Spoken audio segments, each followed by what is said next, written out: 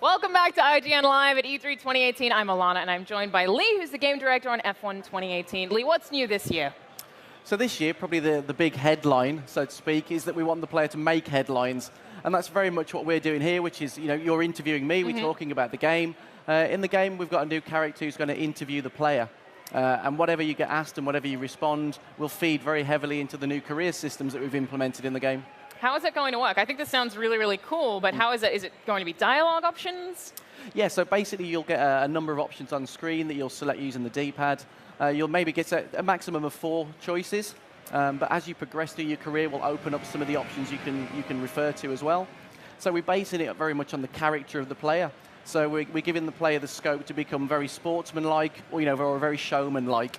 So the answers, depend on what sort of a character you are. So it may be I come into a season and say, I'm going to own everybody, I'm going to be the best driver in the world ever. So you're very showman-like. Or it may be you come in and you say, we'll start out small, we'll work our way up, we'll start winning, and that shows that you're very much a sportsman. So how is that going to actually affect the career? Are people going to react to you differently?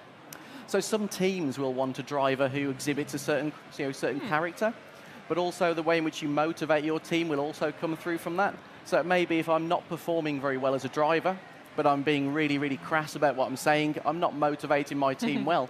So it's maybe that they get offended by the comments I make, and that decreases my reputation with the team. It demotivates the departments. I don't get the R&D sort of things that I require. I don't get other teams interested in me.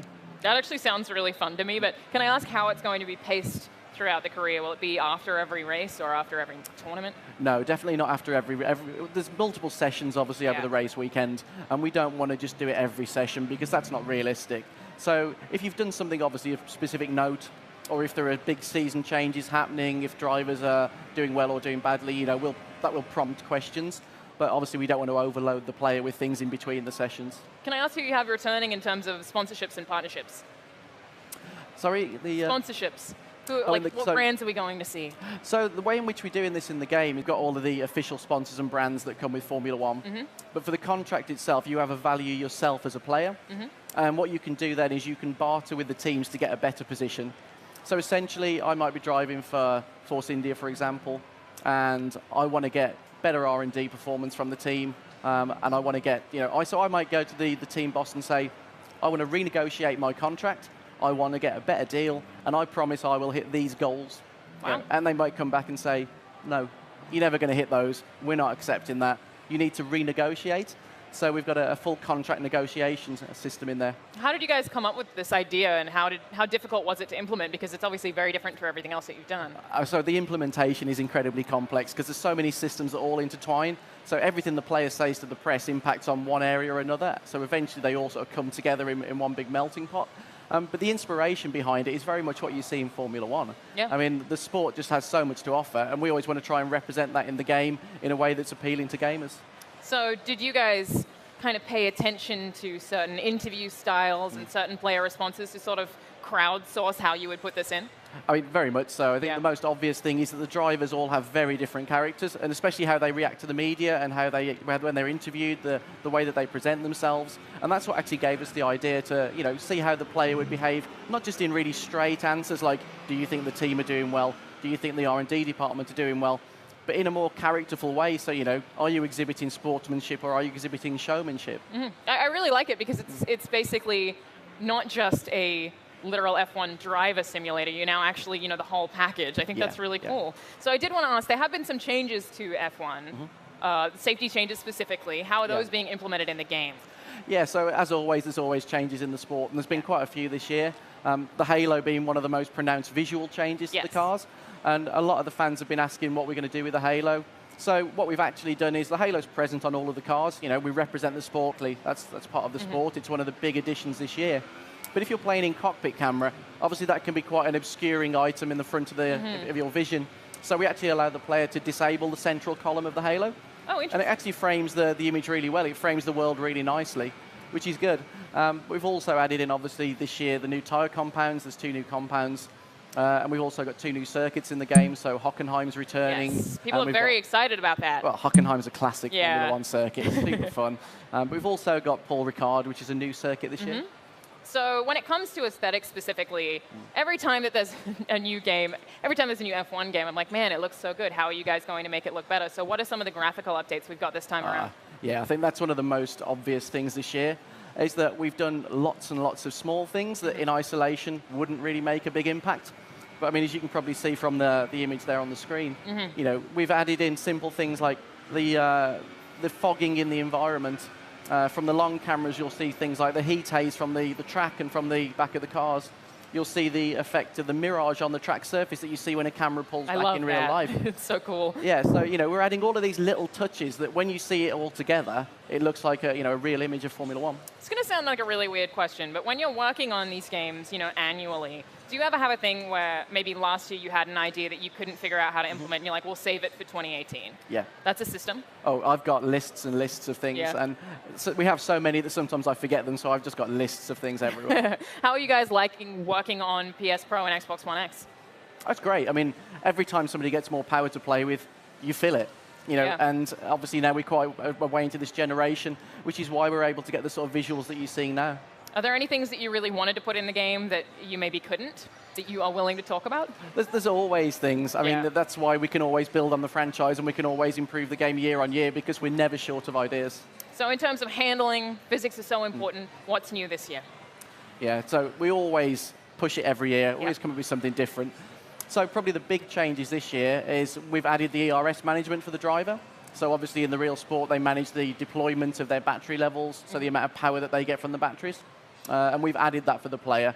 So there's an auto mode for players who don't want the complexity, but then there's obviously the 5 modes that a more skilled driver can play with. We've also continued to work on the tyre model and the suspension.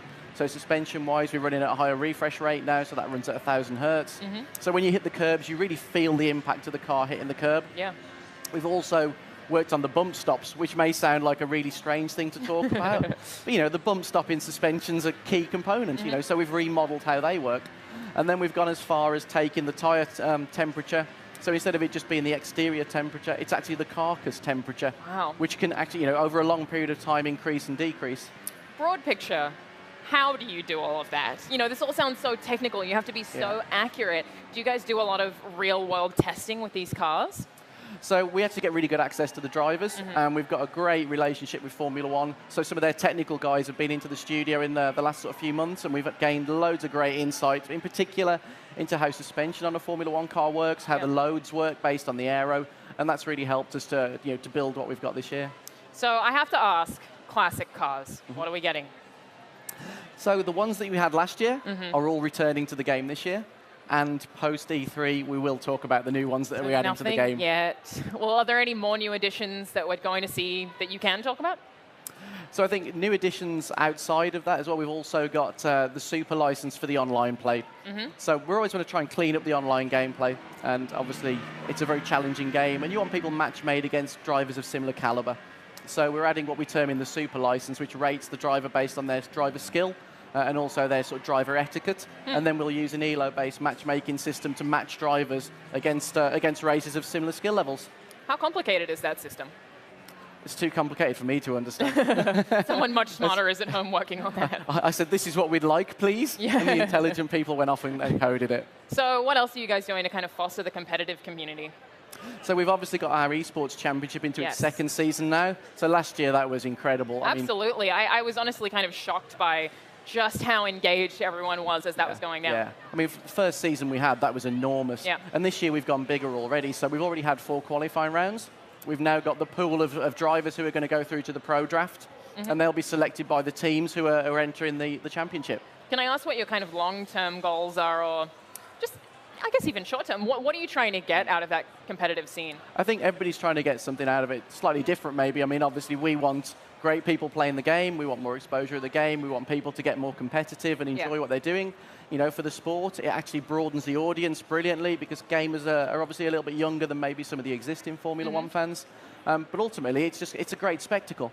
It's just as much fun to watch real Formula One as it is to watch our virtual races. Yeah. I mean, we've even built our own broadcast suite in the studio so that we can actually run the races in the evening. And we've appointed a guy who actually handles all of that. I don't know if you'll be able to answer this, but this is kind of an interesting jumping off point. Have you found that there have been people who have been fans of the game series who've then gotten into F1.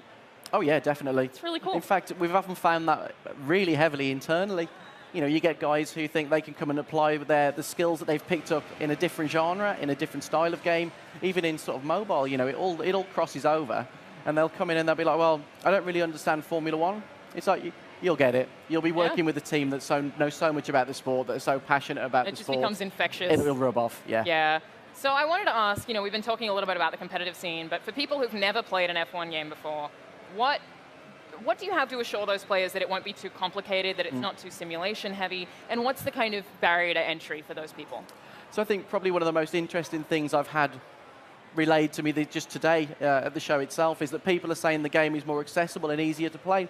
And I think part of that is the fact that the car handles so naturally, it does what you expect it to do, and therefore it makes it easier to relate to. But it scales incredibly well as well. So, you know, at the easy end of the scale, you know, the game can apply the brakes for you. We've got traction control, ABS. And then at the hardcore end of the scale, there's no hand holding at all. Yeah. You know, incredibly difficult. Also, you've got things to worry about like the fuel weights, the tire temperatures, tire wear, weather conditions.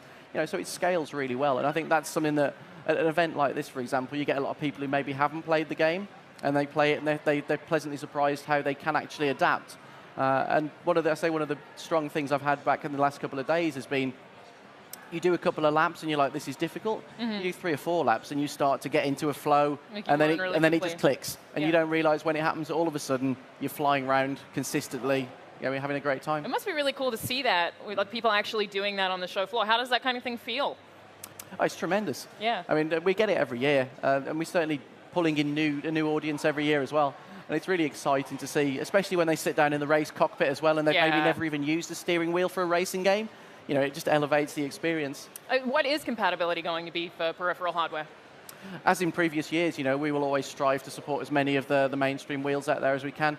Although, including this year, we've gone to some of the extremes and gone for the very expensive, high-end, you know, direct drive wheels that are used in simulators around the world. That's very cool. It's very exciting for you guys, I imagine. I did want to ask, before we, kind of wrap up the segment, in terms of tutorials, have you guys reworked the tutorial at all? Yeah, so obviously with things like the ERS, there needs to be a management tutorial for the ERS. Yeah. So again, we've recorded tutorials for those that will trigger through the game. So as you go through your career, they will trigger at various points.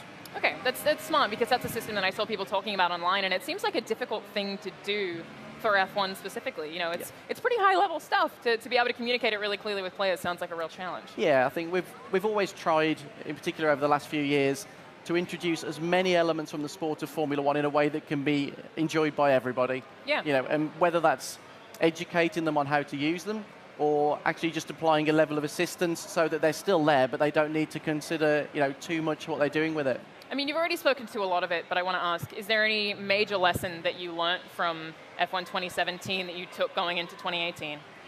Yeah, I mean, we certainly look and see where people stumble in their career, where they maybe don't progress as far as we think they would like to, or we see, you know, certain elements that aren't engaged with quite as heavily. And I think you'll see that's the structure of the career, the way we've changed some of the point systems and the way the R&D works, for example. So now the R&D, the player can upgrade their car far quicker.